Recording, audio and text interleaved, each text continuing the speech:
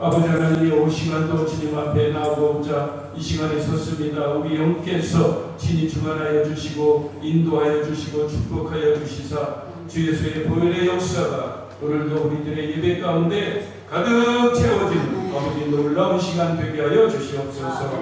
예수님의 이름으로 감사를 드리며 기도드리옵나이다. 아멘.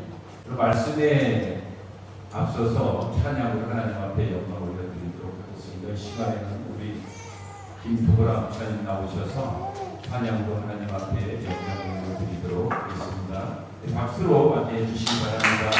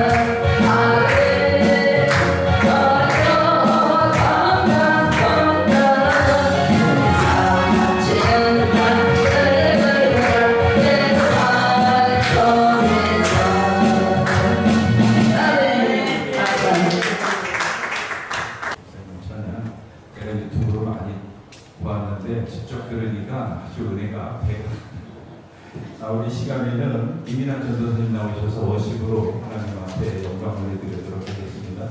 박수로 맞이해 주시기 바랍니다.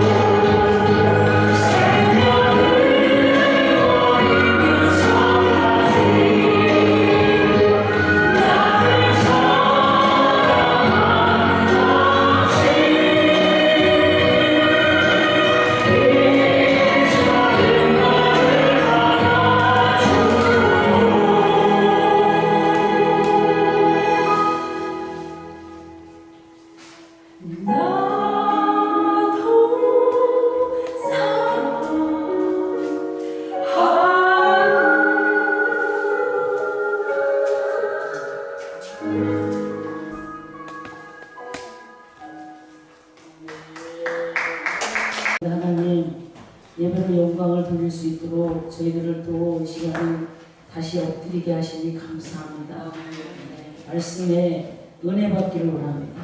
그 말씀에서 힘을 얻기를 원합니다. 말씀을 들을 때 문제 고리가 풀어지기를 원합니다. 주께서 이 시간도 축복하여 주시옵소서.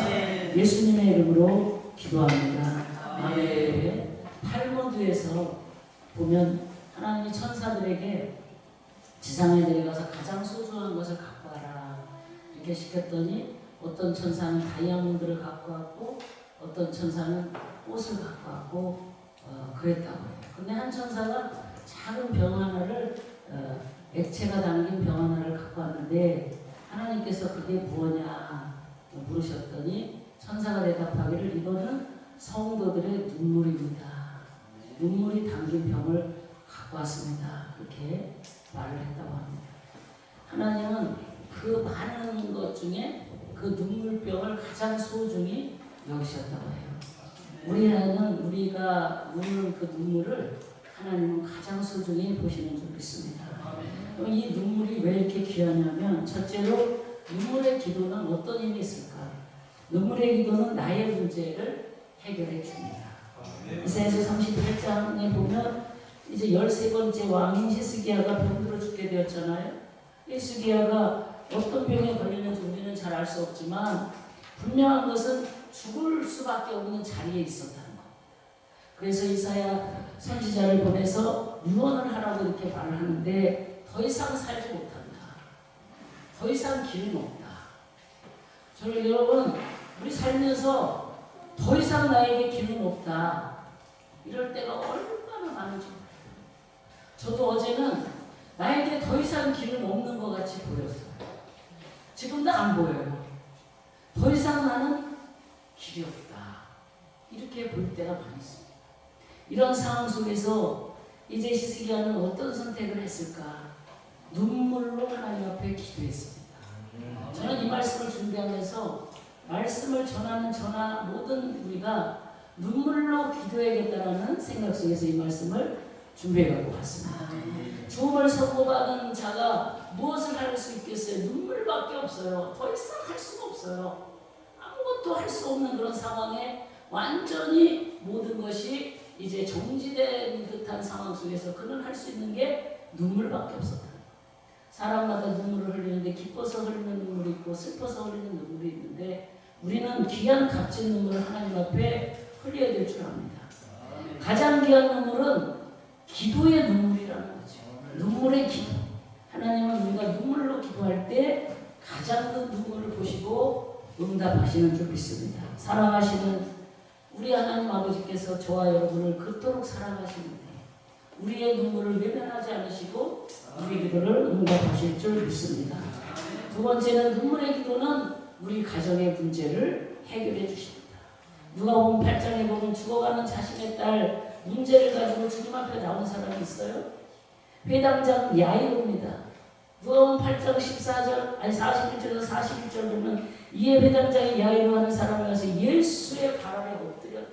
왜 엎드려요? 엎드릴 데가 없는 거예요. 엎드릴 데가 예수님 앞밖에 없으니까. 저는 개인적으로 몇 번 말씀드리지만 3년 동안 엎드릴 데가 없었어요. 어제 친구 목사랑 얘기했어요. 야, 3년을 나는 엎드리지 않으면 살 수 없는 시간을 보냈다. 내 인생 여정에 이렇게 엎드려 보세요는 3년이 정말 엎드린 세월. 근데 가장 엎드림이 많았는 그 세월 속에 가장 하나님의 은혜를 많이 경험한 시간이었다. 그 엎드렸어요. 어디야? 그 예수의 발 아래 엎드린 거야. 자기 집에 오시기를 간구한 거야. 나에게 옷이 없어서, 우리 가정에 옷이 없어서, 나의 상속에 옷이 없어서 이렇게 간구하는 겁니다. 왜요? 자기까지 죽어가고 있으니까. 죽어가고 있어. 누구도 살릴 수 없고 누구도 고칠 수 없는 자리에 있으니까 그는 엎드려요. 당시 상황 회당장이 예수님이 찾아온 것은 정말 신기한 일이었는데 왜냐하면 회당장은 모세 율법을 무시한 구약의 율법을 지키고 가르치던 사람이기 때문에 그래요. 그 사람이 간다는 것은 상상을 못할 일입니다. 그런데도 그는 자신이 죽어가는 앞에서 엎드렸다. 구약의 율법에 철저한 사람이, 아주 충실한 사람이, 바리새인이나 사두개인들, 구약의 철저한 사람이 예수님을 메시아로 인정하지 않는 그 상황 속에서 예수님을 찾아갔다는 것은 아주 이례적이고 드문 일입니다. 아주 절박한 사정이기 때문에 저는 절박함이 계속 지속될 때 처음엔 힘들었는데 지금은 이 절박함이 나에게 유익입니다. 한 번도 하나님을 바라보지 않고는, 일순간 1초도 주님을 바라보지 않고는 내가 3년을 살아올 수가 없었어요. 지금도 여전히 ING로 진행 중에 있습니다. 오늘도 여기 올 때 또 엎드리는 마음으로 왔습니다. 하나님, 그러나 제가 주님이 하라는 거 이것저것 하는 것을 보는 게 중요한 게 아니라 이건 내가 할 일이고 하나님, 나는 엎드립니다. 하나님 앞에 나는 엎드려 사는 존재임을 다시 한번 고백하면서 말씀을 드립니다. 그런데 예수님께서 이제 회당장 야일의 입장에서는 피가 나는 지경으로 그런 상황에 기다리고 있는데도, 딸이 죽어가고 있는데도, 1분 1초가 아까운데도, 급한데도 예수님은 계속 지체하는 거예요. 제가 엊그저께 어떤 책을 보다가 5분만 더 참아라, 그 책을 봤어요. 5분만 더 참아라. 좀 서운하더라고, 하나님 앞에. 서운한 마음이 들라는 거예요. 아, 나 여태 참았어요, 하나님. 나한테 어떻게 더 참으라 그래. 나 이제 참을 수가 없어요. 너무 힘들어서 이제 못 참겠어요. 더 참아라. 더 참을 수 없겠니? 그래서 이제 어제는 땡기는 기도를 한다고. 제가 어제 운동복을 입고 길을 걸어가면서 이제 들으면서 하나님 땡겨주세요. 땡겨주세요. 이제 그러다가 하나님 땡기는 것도 하나님, 늦추는 것도 하나님. 나는 이 시간을 그냥 주님 앞에, 요 순간을 주님 앞에 드립니다. 요 순간순간을 하나님이 받으실 만한 그런 사람으로 나는 서갑니다. 이러고 이제 되돌아왔습니다. 기도하다가. 왜 지체하느냐? 이 사건은 예수님이 만든 사건이 아닙니다. 혈류증을 앓던 여인들도 이제 그 여인을 고치려고 하는데, 그러나 문제는 이 사건, 혈류증을 앓는 여인을 만나는 사건 때문에 이제 야이로의 거기는 자꾸 지체가 돼요. 딸이 죽어가고 있는데, 마음이 타들어가고 있는데 예수님은 지체하는 거예요. 빨리빨리 해주셨으면 좋은데. 근데요, 제가 이제 배운 거는 이거예요. 간절함. 군산에 있을 때도 제가 이랬어요. 야, 기도를 하되 간절하게 해. 간이 저리도록 해. 그래서 진짜 간이 저리도록 기도해 본 적이 있어요. 진짜 너무너무 기도가 간절하게 간이 저리더라. 제 표현은 그래요. 근데 간절함이 순간이 아니라 계속 절절절절. 간절한 마음이 주님을 움직인다. 할렐루야. 눈물의 기도가 주님을 움직인다. 이 간절함의 기도가 더 깊어지시기를 축복합니다. 예수님의 마음을 움직이는 간절. 이 간절함이 나를 살리고 나의 가정을 살리는 줄 믿습니다. 이제 마지막으로 세 번째, 눈물의 기도는 나라와 민족의 문제도 해결합니다. 저는 요새 이제 많은 고백을 하기를 나라와 민족의 기도가 그렇게 되는 거예요. 근데 과거에 못했어요, 솔직히. 우리 교회 기도, 뭐 가정 기도 이랬지. 조금 나라와 민족을 생각하면서 다른 쪽으로 좀 처리되는 거예요. 그 기도가 나옵니다. 나라가 평안하고 든든해야 우리도 안전한 가운데 복음을 전하고 복음의 말씀대로 살아가는데 부족함이 없는 줄 믿습니다.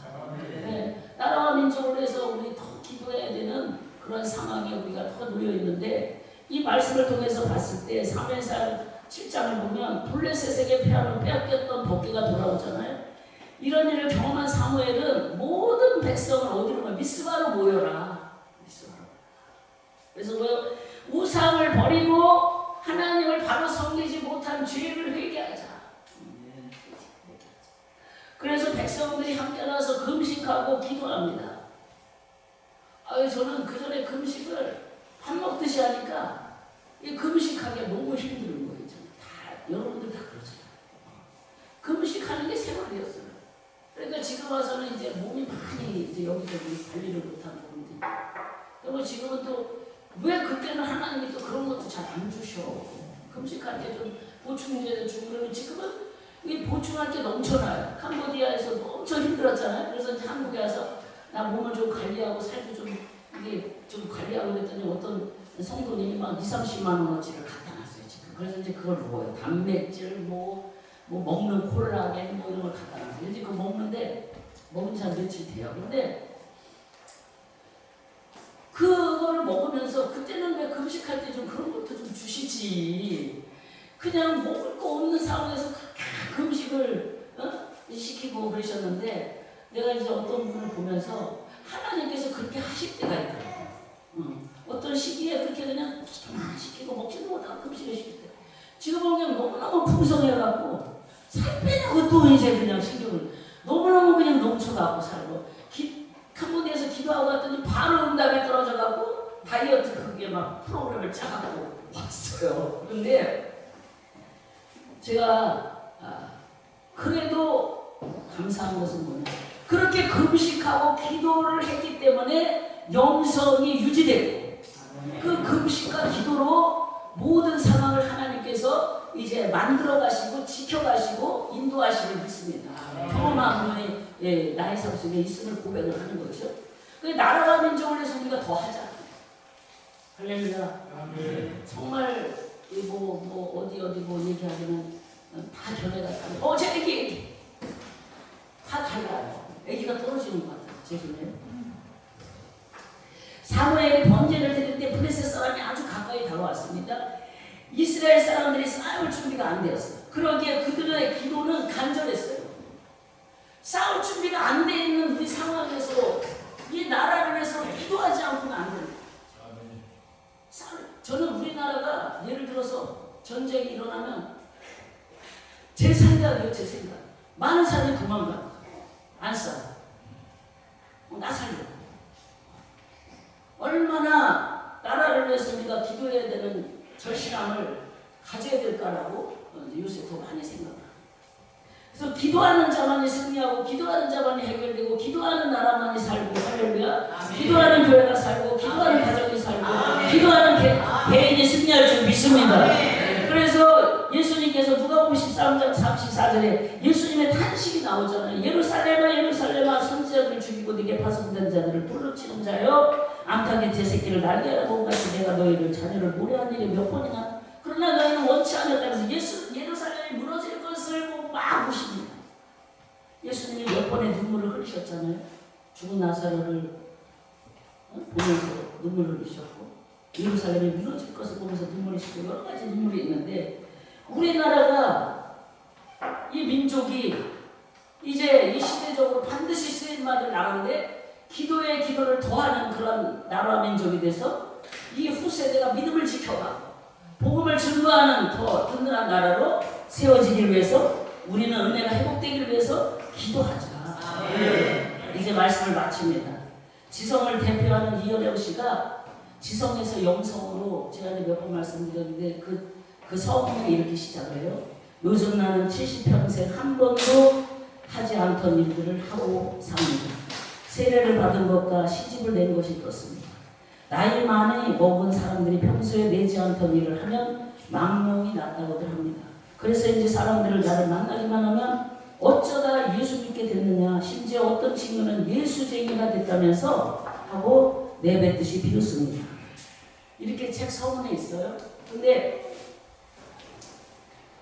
평소에 종교란 문화의 한 부분이라고 일관되게 주장했던 그가 예수를 변증하고 있는 거예요. 대표적이잖아요.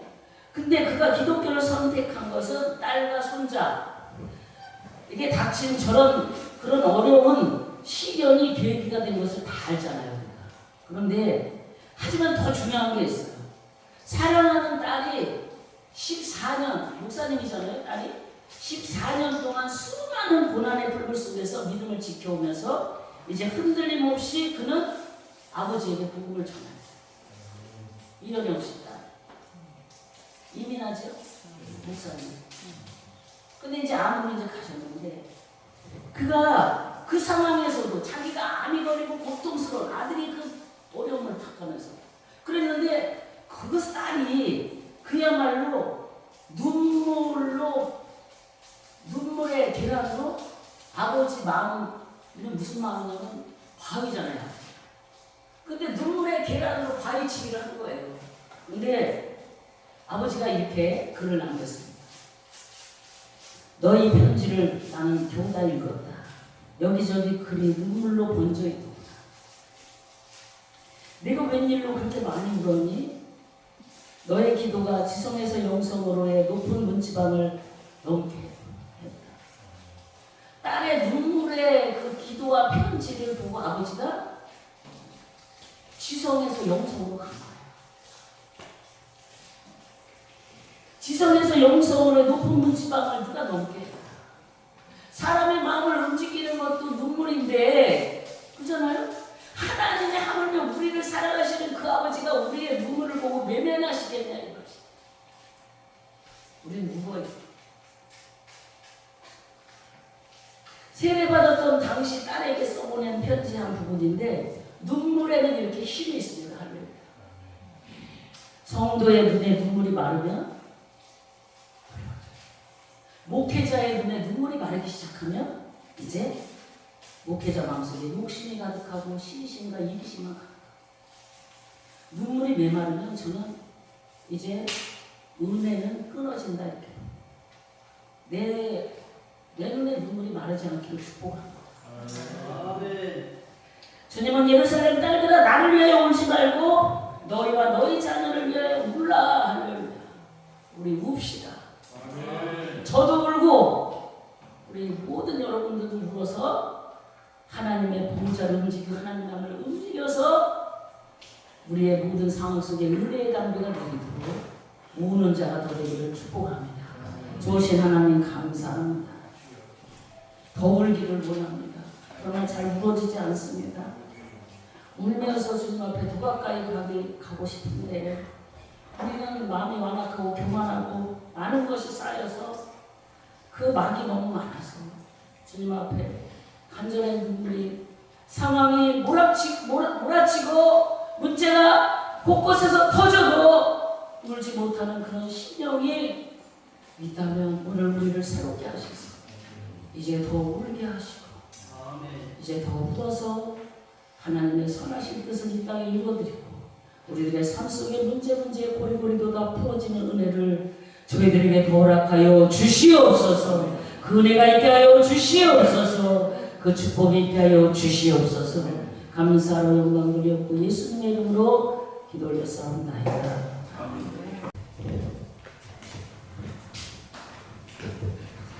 기도합니다. 아버지 하나님, 우리 주님께서 이 시대에 아버지 꼭 필요한 목회자 영성 훈련을 아버지 하나님 갖게 하여 주심을 감사합니다. 많은 이들이 깨어서 하나님, 특히 목회자들이 아버지 깨어서 하나님 앞에 눈물의 기도를 드리게 하여 주심을 감사합니다. 하나님, 우리가 또한 하나님의 은혜에 감사해서 아버지의 눈물 어린 귀한 예물을 주님 앞에 드리기를 원합니다. 아버지 하나님, 저희들 형편이 아버지 부족해서 적은 예물도 있지만 예수 그리스도께서 두렙돈을 드린 한 과거의 헌금을 기억하시면서 칭찬하셨습니다. 하나님, 우리 주님 앞에 드릴 때에 아버지 눈물의 예물을 드리고자 하오니 우리 하나님께서 기뻐 받아 주시옵소서. 또한 이 예물이 쓰이는 곳에 하나님의 나라가 확장되는 귀한 역사가 있게 하여 주시옵소서. 그리고 앞으로도 목회자 영성 훈련에 많은 이들이 참여해서 하나님, 정말 우리가 얕은 영성이 아니라 하나님이 원하시는 아버지 하나님 분량의 영성의 목회자들로 거듭날 수 있도록 우리 주님 도와주시옵소서. 감사하며 거룩하신 예수님의 이름으로 기도하옵나이다. 아멘. 우리 예슬 목사님 나오셔서 축도해 주심으로 제3회 목회자 영성 리더십 훈련 세미나 모든 순서를 마치도록 하겠습니다. 지금은 우리 주 예수 그리스도의 한량없는 은혜와 하나님 아버지의 놀랍고 극진하신 사랑하심과 성령의 위로 교통하시니 오늘도 머리 숙여 예배하는 저들 머리 위에 섬기는 제단 위에 이 나라 임인주 위에 저희들이 섬기는 선교지 위에 지금으로부터 영원토록 함께 계실지어다. 아멘.